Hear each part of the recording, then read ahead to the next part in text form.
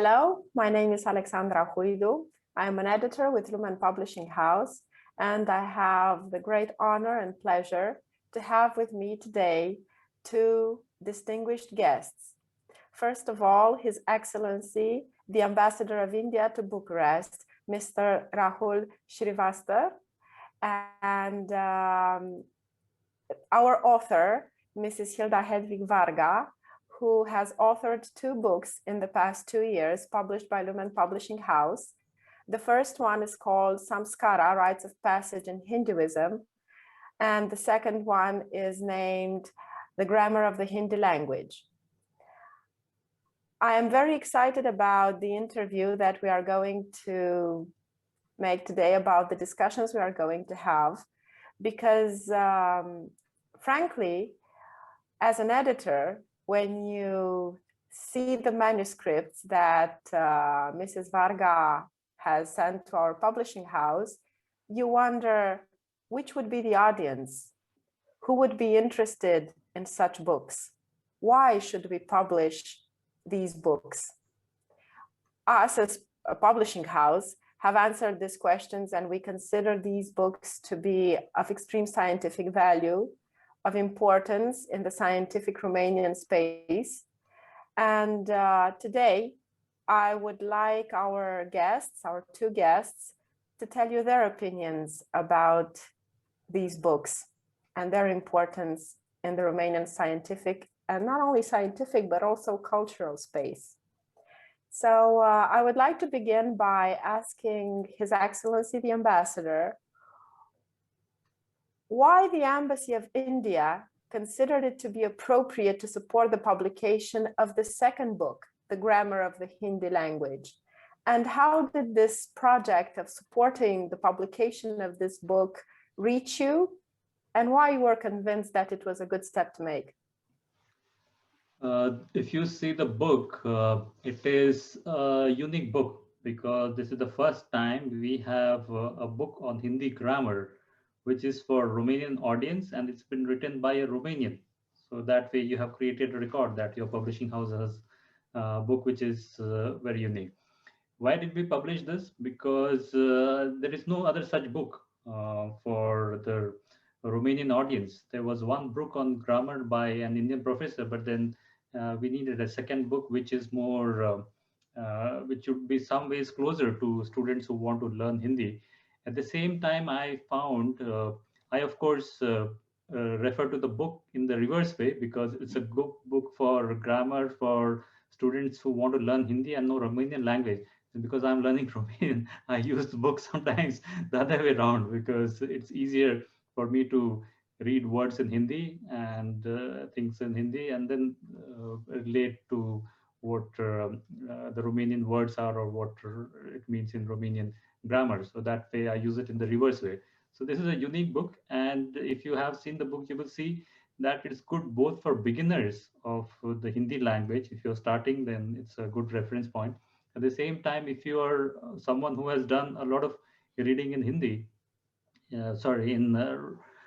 know some amount of Hindi, then still you can use the book to learn Hindi grammar. Hindi grammar for some people who know Hindi, meaning Romanian, and one example is the next ambassador of Romania to India. She knows Hindi. So she tells me that Hindi grammar is not very difficult compared to Romanian grammar. So the book is structured in such a way that it makes it very easy for someone to learn Hindi. We are right now, Dr. Hilda is actually conducting classes Hindi online, and she uses this book also to teach Hindi students. Why Embassy of India? Because Hindi is Hindi is one of the largest spoken languages in the world. If you include Urdu, also it is the third largest language after English and Mandarin. And if you have just Hindi, then it is the fourth largest spoken language in the world. And you will see in Romania also, there's a huge audience. You were talking about audience of the book. There's a huge audience which wants to know about India. And if you want to know about India, there's nothing better than to learn Hindi and know about India, because it opens a new culture, because you read things in the region if you know Hindi. And I'll give you an example of how popular this is, because when we announced classes for Hindi online, I was expecting that, okay, it will take some days before we fill up the numbers, because Dr. Hilda said that she can't have 500 people. She'll have just 15 people so that we have quality audience and people who are serious. And you will not believe, we did a Facebook post, and within 15 or 20 minutes, all the places were taken. So within 15, 20 minutes, all places were gone. So because we have lack of teachers like Dr. Hilda to teach Hindi, if we had say 20 such teachers, we could have had a program every day and every slot would have gone. So that is how popular, I would say, Indian culture and Hindi is, because and every day I see lots of people, not just from Bucharest, lots of people all over Romania who want to visit India, know about the culture of India. So we have a long history also. I can keep on talking about this, but that's the reason that we Hilda has done all the work. Our work was just to come in the end and do some support. We are happy to do that. And if Dr. Hilda publishes such books in future, we would be happy to support. Dr. Varga, why a book on Hindi grammar? How did you decide to write this book? It was a very easy decision because ever since I started learning Hindi at university, I wanted to write a book on grammar. We never had one. We only had, as His Excellency mentioned, we only had 2 books available written by Professor Suraj Bansingh. And unfortunately, that was insufficient material for us, or at least for me. I should only speak in my name, that is. And it was during, I think, my 2nd year of study that the dream became bigger and bigger, and it kept bothering me to the extent that last year during the pandemic, I thought, what better way to occupy my free time, because I was jobless during the pandemics, as many other youngsters were, than to write a book about Hindi grammar and hopefully be able to also publish it. And yeah, to actually, the information to actually reach people, because regardless of the fact that it was my dream, the whole scope and goal of the idea of writing it was to reach people, as many as possible, because I know and I knew that people are interested and that very little material in Romanian is available.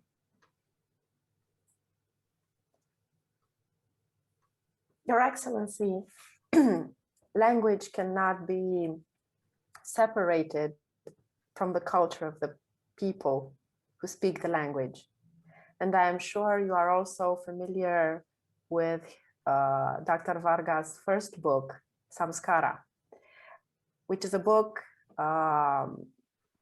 with for a larger audience, from my point of view, reaching topics that are less technical than maybe the grammar of a foreign language, and more tied to the culture of the people behind the language. Tell me what you think about her first book, and how on the spot was she when referring to the Indian culture? Because she had the perception of a Romanian scientist. Okay, I got How the on point. The spot was she? Okay, I got it. But I will be honest in this, because the second book on grammar is Romanian, from Romanian to Hindi, and which, as I said, I use it for Hindi to Romanian. So that's a book I refer and then I read also sometimes. But the first book, because it's complete in Romanian, I know about the contents of it. I have discussed that with Dr. Varga, but in all honesty, I have not read it. But I can tell you about, because your question was how the audience, whether they're about the culture and the language link. having interacted with Dr. Varga for a couple of months, I can say that her knowledge of India in many things is more than even what I know. Same about the knowledge of Hindi, because Hindi grammar, I would say I am quite blank. I'd rather know English grammar or Russian grammar more because I studied Russian. I know that more, or even for that matter, the grammar of Romanian. I may not know Romanian, but because I'm learning Romanian, I know the grammar of Romanian more than the grammar of Hindi. And Dr. Varga knows India's culture, in India's languages inside out. We speak to her in Hindi, and sometimes I am at a loss of words to tell her something in Hindi. But her Hindi is so fluent that when she speaks in Hindi, she hardly uses English words. So there can be no doubt if she has written something on Indian culture that is authentic, that comes from the author's heart. Uh, she has covered everything in the book, from right from the birth till death, uh, all the customs that we follow, the traditions that we have. It's also not, I'm sure that she's written everything very correctly, but in Romania, as we said, there's a huge audience which wants to know about this. These are ancient knowledge that are, because our tradition, our knowledge, our customs, our even scientific things, what we call Ayurveda, yoga, these things, they have been there for several thousands of years. People have not known them. It has taken some great scientists, some great poets, some great people like Eminescu to take out this treasure from India. Like Eminescu did, he translated a lot of Sanskrit words into Romanian. So he discovered India's philosophy. And that way, it's a discovery for Romanian audience, because the interest is there, but not many people, maybe hundreds, 200 or 500 can actually read Hindi and Romanian. So it's always good to bring to them in Romanian. You can get something in English also. Many people read, but nothing like reading in Romanian, in your own native language, about a culture which is rich, a culture which has a lot to talk about. And finally, it's an interesting book because it's a culture and a country which is quite far from uh, the culture or the traditions that you have. So that it should make interesting reading also. From your experience as ambassador, did you ever feel that there are parts of the Indian culture that should be thoroughly addressed to a larger audience, that are somehow, I don't know, maybe not emphasized enough and not known enough in the Romanian society? And maybe what Hilda does, writing these books, might help these topics to reach the awareness of a larger public. Do you feel that there are such topics that you, as an ambassador, or as a person, as a citizen of your country, would like the Romanian people to know more about? Yes, I would, because in Romania, the people who have exposure to India, I would say more than 50% of them have exposure through Bollywood. So they think that India is Indian films and Indian songs, but India is beyond that. India is culture. India is the home to a lot of religions. India is also not just one kind of food, but then you have various kinds of food. India is not just saris, which the women wear, but then all kinds of dresses. So we are home to a huge number of a diversity of people, a diversity of customs, a diversity of many things. So that way, of course, I would want that the Romanian people should know about that.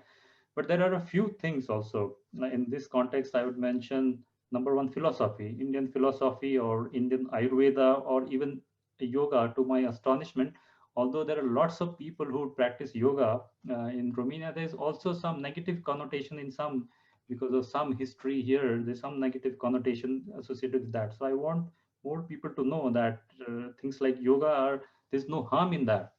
You always benefit. Even when the doctors, the scientists, they are slowly discovering that for holistic treatment you need not just medicine, but then something beyond that. In that context, again, Ayurveda, which is the ancient medicine system that we have. In Romania also, you have traditional systems where you don't use chemicals, you use plant-based things to treat people, because if a person has a disease, it may not be, if you're suffering from a liver disease, the disease of the liver may not be just because of liver, it may be something else. So you need a holistic treatment, and that is what Ayurveda provides. Philosophy of life also, because ultimately what matters in life is how happy you are. If you have understood life correctly, and in these modern times when we run after material things, Indian philosophy tells you why, like what is the essence of life, what. So these are gems which are there in our Indian culture. So there's a lot beyond just Bollywood or songs, or the few superficial things that we usually see about India. So there's a lot to for Romanian people to discover about India. And on the other hand, having lived here for about 9 months, I can say there's a, from outside to me, before I came to Romania, it looked to me like, okay, one place, everything would be the same. But as I travel, I see people, interact people, you have influences from various cultures, various parts of the world. So Romania, that way, is also quite diverse, not just in terms of food or languages, but then even the tradition that you have in the north or the east and the west, that also differs. So that is also something that Indians would be always happy to discover about Romania. I'm not very sure how many books on Romanian culture. I hope we have some Indians like Amrita Bose. She did a lot of work on Romania. I hope even in the contemporary times, in the times we are living in, there are people who are doing this, bringing the Romanian culture to Indian people.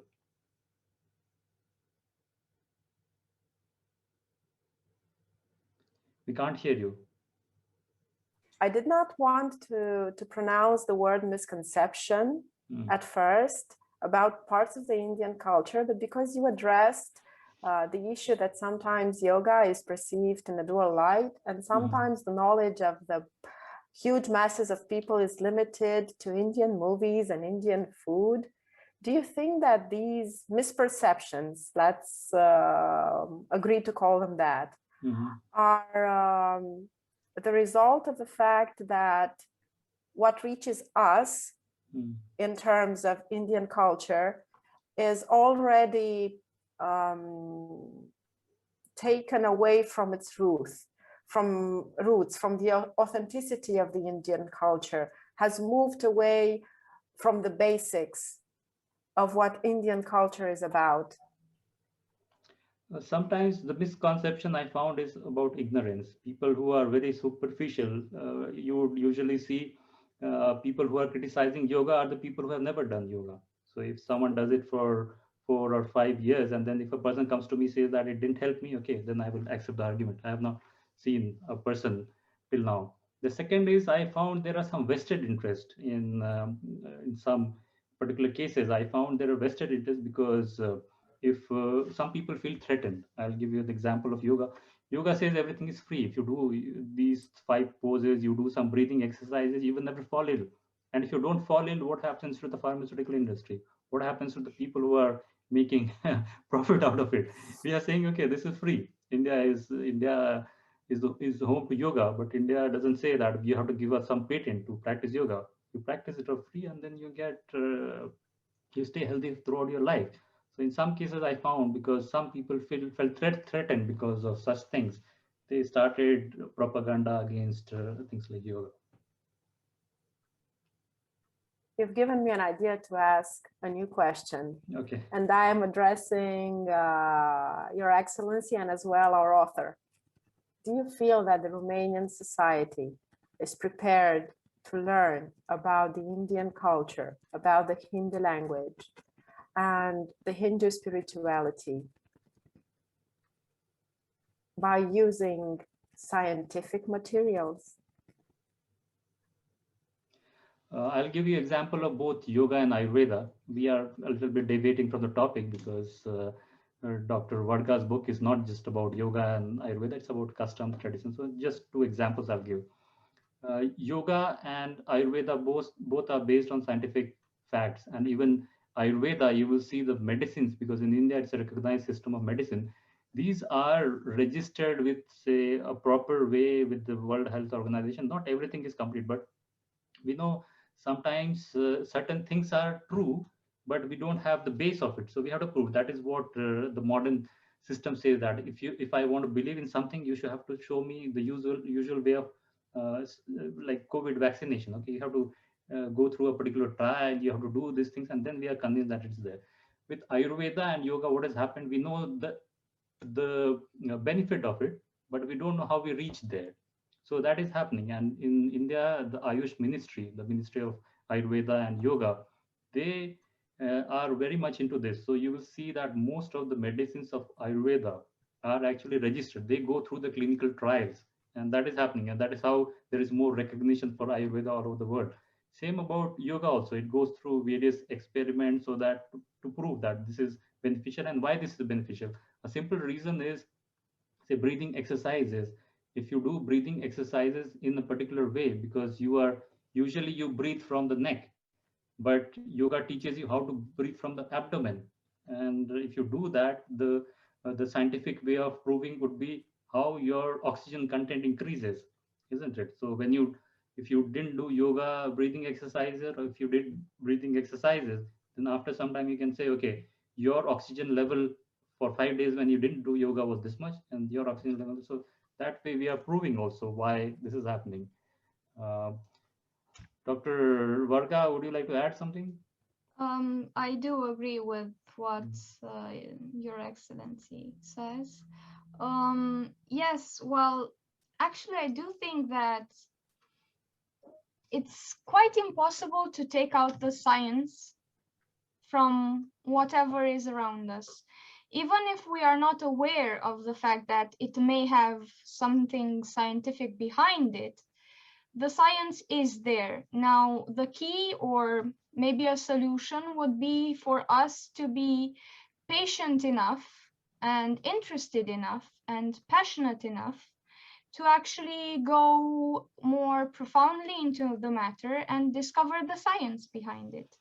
Because just as His Excellency mentioned about language, language has a lot of science behind it. The only difference is that people are not aware of it, and it isn't really necessary to be aware of it, because many a times we are native speakers, we know how our language functions, we know our vocabulary, we know our semantics, we have grammar rules that are imbued in us because we speak it every day. But we do not exactly know how things happen, why a certain thing is the way it is. But there is a scientific reason behind it. And what I did and what I like to do is go in depth, because it helps other areas. Not only, let's say, the linguistic area, but it also leads to cultural discoveries. I like to call them linguistic and cultural epiphanies, if I may say so. And they do a lot for or on a personal level, because it leads to very, very, very interesting discoveries. When you wrote these books, did you think about raising awareness about the roots of the Indian culture and the authentic Indian culture? Did you think about raising awareness at all? Without a shadow of a doubt. Now let's speak about that. Yes.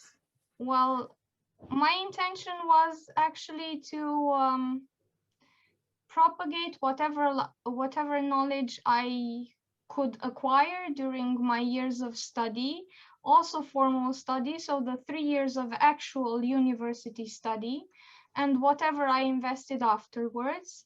And in this, I must thank His Excellency for supporting me unconditionally, even before we had actually met in person. His Excellency showed me a level of trust and of, as I said, unconditional support, which for me is unprecedented.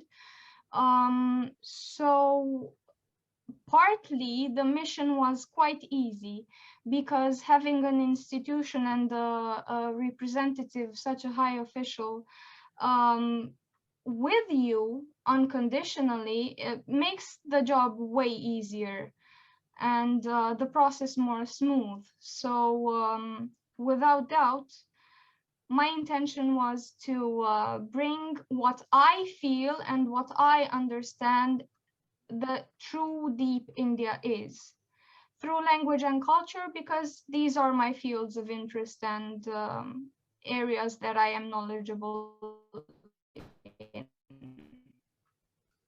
I was thinking about now that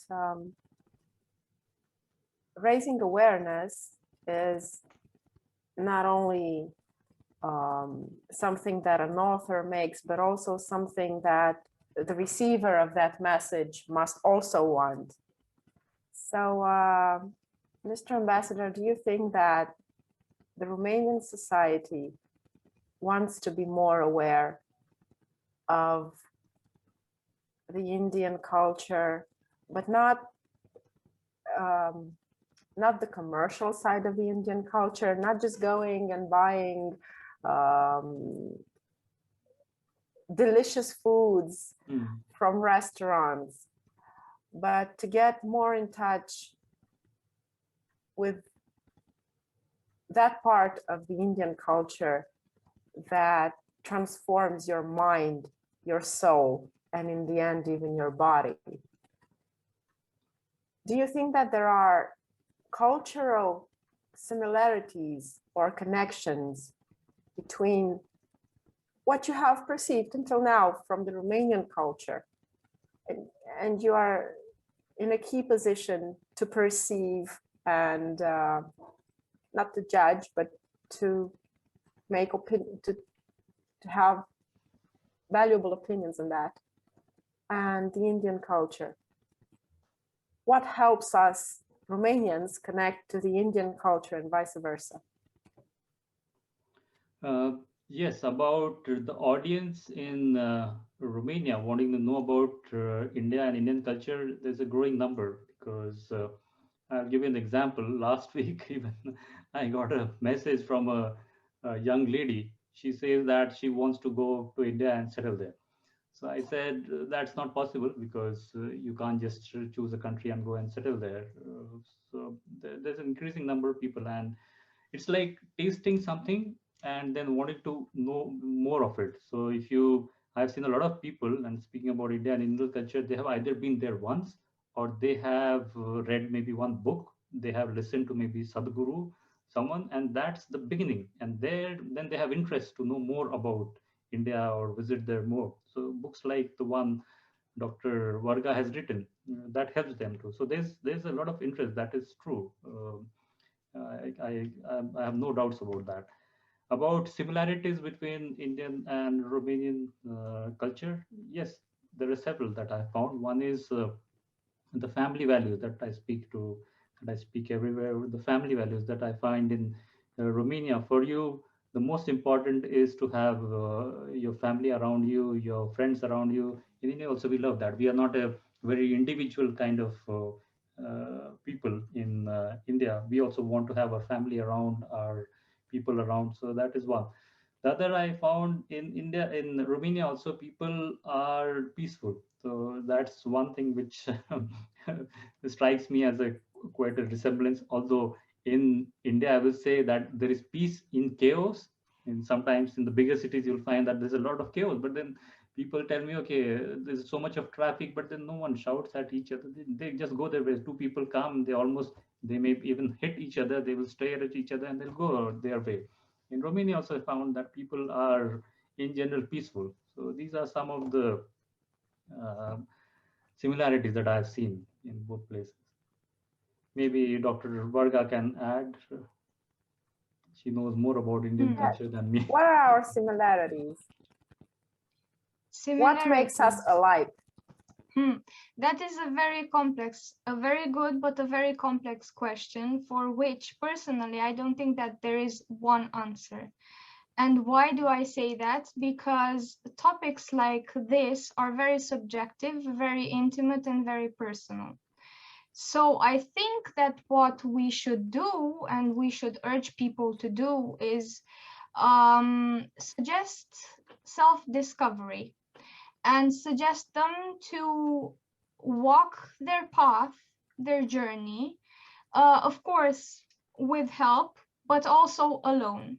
Introspection is key to self-discovery and to knowing oneself deeper. And I do believe in this very, very much, and I value this a lot.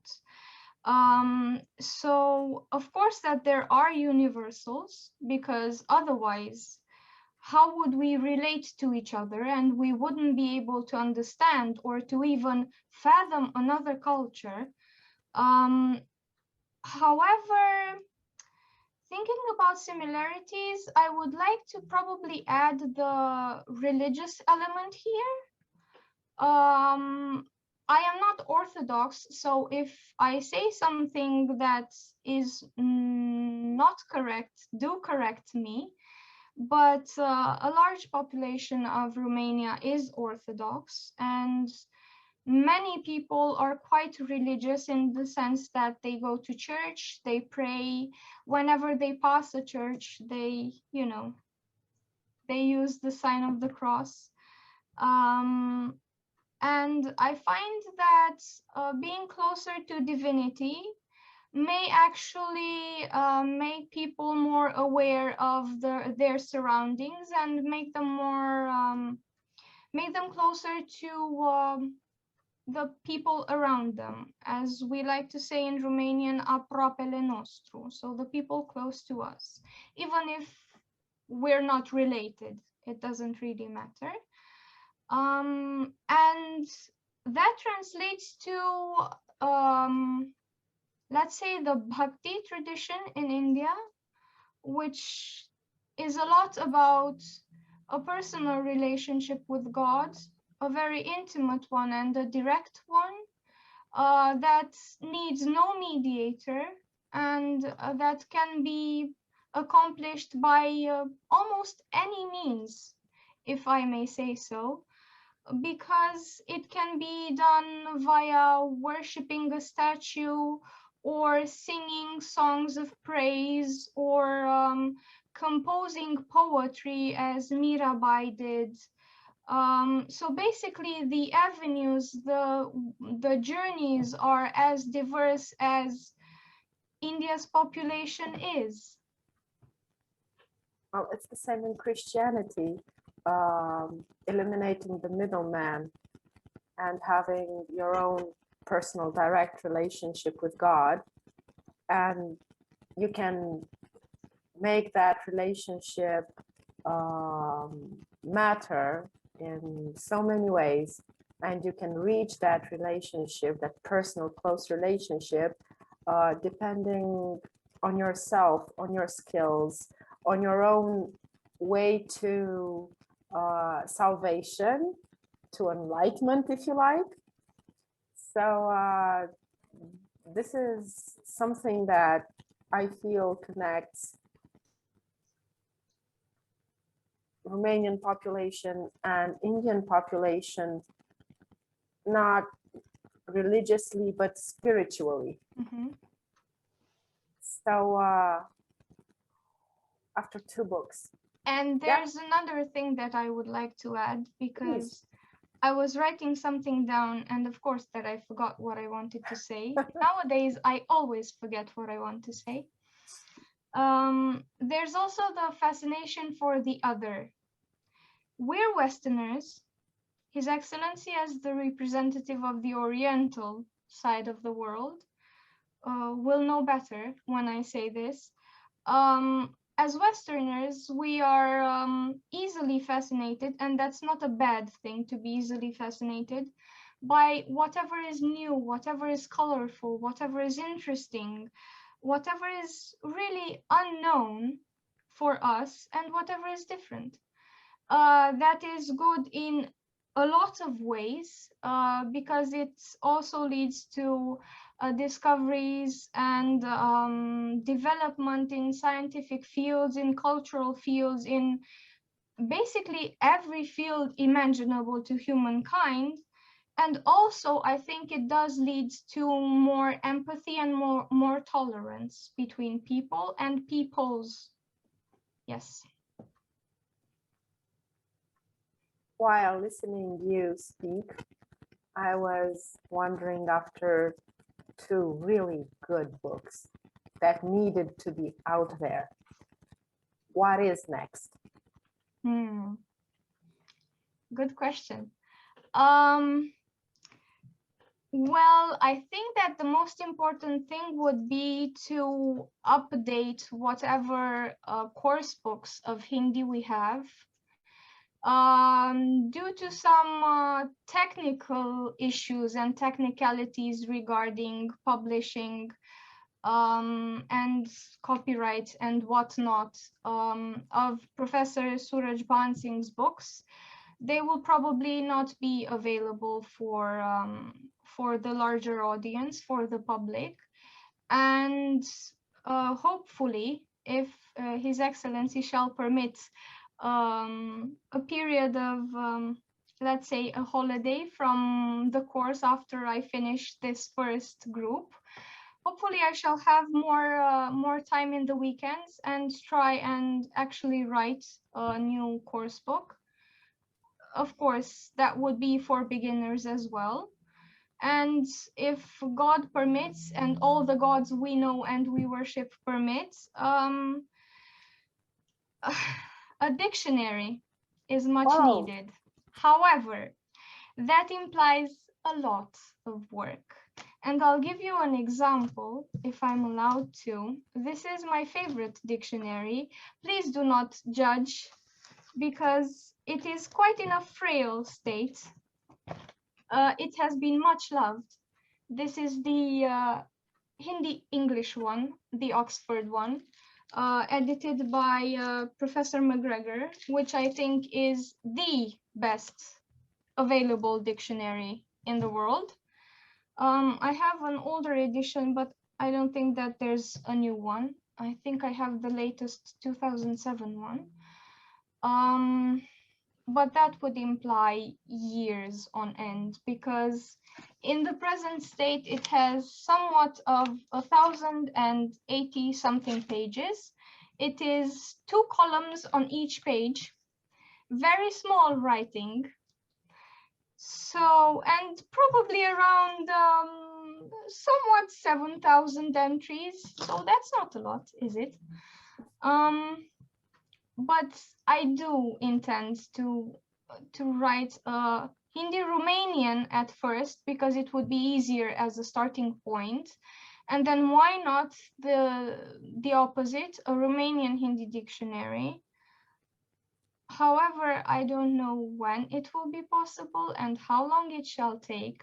But God willing and God helping, if I shall be healthy and my mind working properly, when I retire, that's the first thing I shall do. If it doesn't happen till then, that is. Your Excellency, what would you like Dr. Varga to do next?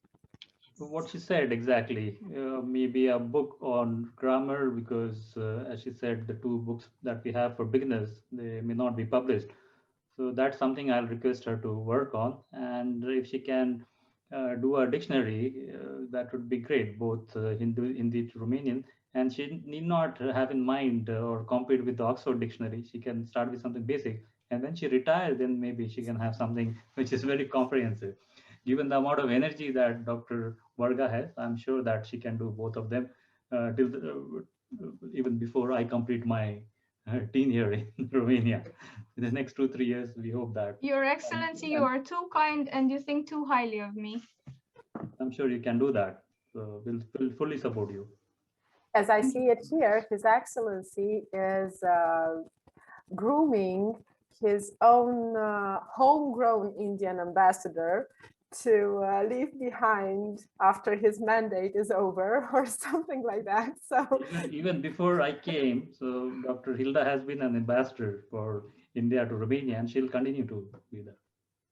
how is it for you as ambassador to go to the foreign country you are detached to and meet people like Dr. Varga?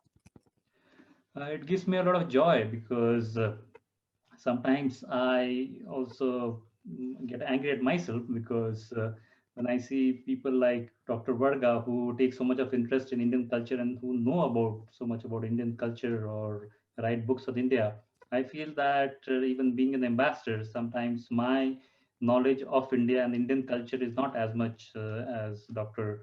Varga's. So, as you said, she's the real ambassador for India to Romania. Do allow me to intervene. Your Excellency, you are way too modest. That is one. Second, you're a native, so I mean, there's no comparison here. And thirdly, please do not feel at all uncomfortable because I am a traitor to my own culture. I happen to not know as much about Romanian culture as I know about Indian culture. So there you have it. So, Romania's loss is India's gain. Indeed. I would like to begin heading towards the end, even if I would sit here and talk to our guests for hours to come. I feel like we've just warmed up, but I know that time is precious. So in order to head to the ending of this interview, I would like to introduce a third party. And I would like the director of LUMEN Publishing House to tell us a few words, because I know he is itching to do it, as he is a great admirer of the Indian culture, and most of all of the Indian philosophy. He is a philosopher. And I know that this interview and all the events connected to Dr. Varga's books were especially important to him. Professor Antonio Sandu, if you would like to say a few words.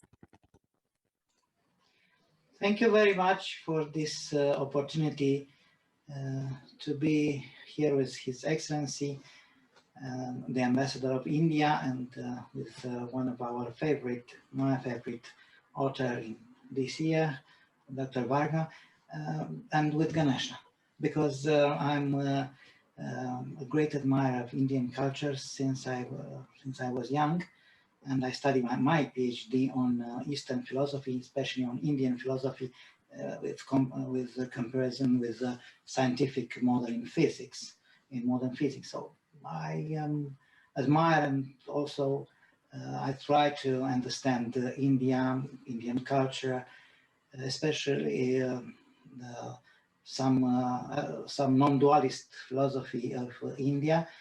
But it's not about me, it's about the books we produce for the Romanian culture with the help of Embassy of India, and with, of course, authorship of Mrs. Varga. It's important for me that we can give to our culture, to our readers, some experience of India. That's what is most important. For that, we thank you very much on behalf of our publishing house, Mr. Ambassador and Mrs. Varga. That was the intervention from the editor. Professor Sando, I'm sure will agree with me when I say that from all the publishing houses in Romania, these two books needed to be published by us, because if he would have seen these books published by a different publishing house, Professor Sandu wouldn't have rested at all. It would have been a great blow. So now I would like our two main guests for today. Professor Sandu, do you wish to add anything? No, thank you.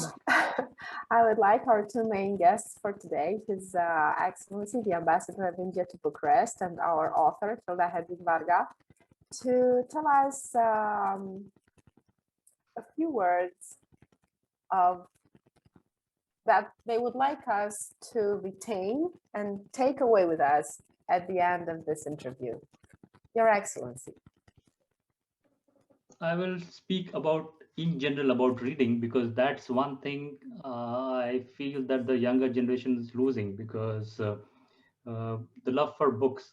I can't say that I'm a very fond reader, but still, when I hold a book and I read it, I find peace. When I read something on screen, I'm going through some social media sites, my brain is working at a rate which I don't like. But when I read a book, that's what calms me down. And nothing better than reading a book which calms you down, at the same time increases your knowledge. And therein books, what at least the first book that Dr. Varga has written comes in, because that's a book in physical form. So I would want that the younger generation retains the love for books. And it is, in the long run, we have not done any scientific experiment on that, but maybe in the next 20-30 years there will be some scientific research which will say that if you read books, this is what happens to your brain. If you are sitting in front of the computer or your telephone, this is what happens to your brain. So that's one habit that we should encourage our younger generation to inculcate. Thank you very much, Your Excellency. Dr. Varga. I second His Excellency's opinion, and to that, to the reading idea, I would like to add also, do question everything that you read. Try and go through it and internalize everything that you read, even if it's not at a very scientific and very serious level, but do question everything you read and ask yourself questions. Because questions, for me, and especially not having the answers supplied to you by knowledgeable people, was crucial. That is how I learned Hindi. That is exactly how I have reached the level I have, even though for me it's not enough, because I know I can do more and I should do more. However, for that, I would need a different kind of setting and a different kind of, let's say, not audience, but people that surround me. And finding the answers yourselves is ways more and is way more useful in the long run than having answers supplied to you or believing every answer that you have in a certain book. For instance, even in my book, which you see right behind there, the red one, and even in this one, since we've been talking about it a lot today, it is there, the information is available through my eyes. But you do not have to believe or to agree with everything that I said. The idea is information to circulate, approaches to be available, and then each and every person to be able to figure out what works for him or for her. I think that is extremely, extremely important and valuable. And do allow me to add a single line in Hindi, and that is addressed to His Excellency. Sir, आपके मुंह से हिंदी सुनना मेरे लिए बहुत बहुत बड़ी प्रसन्नता की बात है. And I shall translate that. It is a great joy to hear Hindi from His Excellency's mouth. I would like to thank both our guests for today. I enjoyed this interview very much, and I would do it again in a heartbeat if only I were given the opportunity. So Dr. Varga, please write some more. And we extend a warm invitation to His Excellency, the Ambassador of India to Bucharest, and to his successors to not be strangers. And whenever they feel we can help, please try and contact us. Thank you. Thank you very much for being here and making this interview a very special one for two very special books. Thank you. It was a pleasure. Thank you.